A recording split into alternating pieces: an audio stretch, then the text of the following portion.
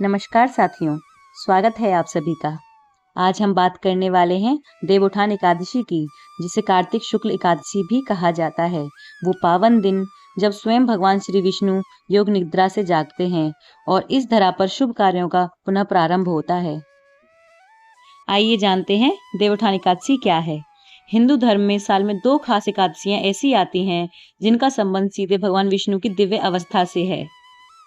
आषाढ़ शुक्ल एकादशी के दिन भगवान विष्णु क्षीर सागर में 4 महीने के लिए योग निद्रा में चले जाते हैं और उसी 4 महीने बाद कार्तिक शुक्ल पक्ष की एकादशी के शुभ दिन वे जागते हैं।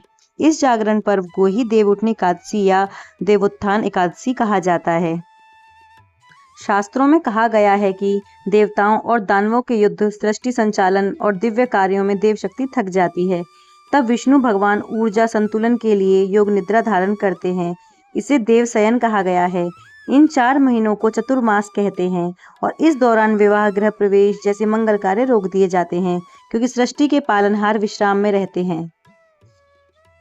जिस क्षण भगवान विष्णु जागते हैं, उस क्षण से देवत्व की ऊर्जा फिर से सक्रिय हो जाती है। मान्यता है कि यहीं से भगवान यह संदेश देते हैं, अब रुकने का समय नहीं, अब आगे बढ़ने का समय है। यही कारण है कि उसी दिन से फिर से लग्न, विवाह, मांगलिक कार्य और नए शुभ कार्य शुरू हो जाते हैं। आइए अब हम जानते हैं तुलसी विवाह क्यों किया जाता है। देवउठान के दिन तुलसी विवाह का विशेष महत्व है। तुलसी माता लक्ष्मी जी का स्वरूप मानी गई हैं और शालिग्राम भगवान विष्णु का स्वरूप। जब दोनों का विवाह कराया जाता है तो माना जाता है कि समृद्धि और शुभता घर में प्रवेश करती है। यही दिव्य मिलन दर्शाता है कि अब संपूर्ण सृष्टि में धर्म, संतुलन और मंगल ऊर्जा पुनः स्थापित हो गई है। आइए अब जानते हैं कि पूजा कैसे की जाती है। इस दिन प्रातःकाल स्नान के बाद आंगन या आंगनबाड़ी में तुलसी चौरा को साफ किया जाता है। उस पर सजावट, दीप, रोली, धूप, बत्ती, फूल चढ़ाई जाती हैं। शंख और घंटी बजाकर भगवान को जगाया जाता है। फिर कहा जाता है, उठो देव, जागो देव, चौमासा पूरे भये, मंगल कार्य कीजिए। इसके बाद तुलसी और शालिग्राम का विवाह किया जाता है। विवाह गीत गाए जाते हैं और शाम को दीपदान किया जाता है। मान्यता है कि इस दिन का दीप सीधे विष्णु लक्ष्मी को समर्पित माना जाता है। देवउठान केवल पूजा भर नहीं है, यह जीवन को नई शुरुआत देने का पर्व है। जैसे भगवान कहते हों, जहाँ अंधेरा था अब वहीं प्रकाश होगा, जहाँ रुकावट थी वहीं प्रगति होगी। यही कारण है कि इस दिन हर घर में नई आशा, नए सपने और नई शुभ ऊर्जा का आगमन माना जाता है।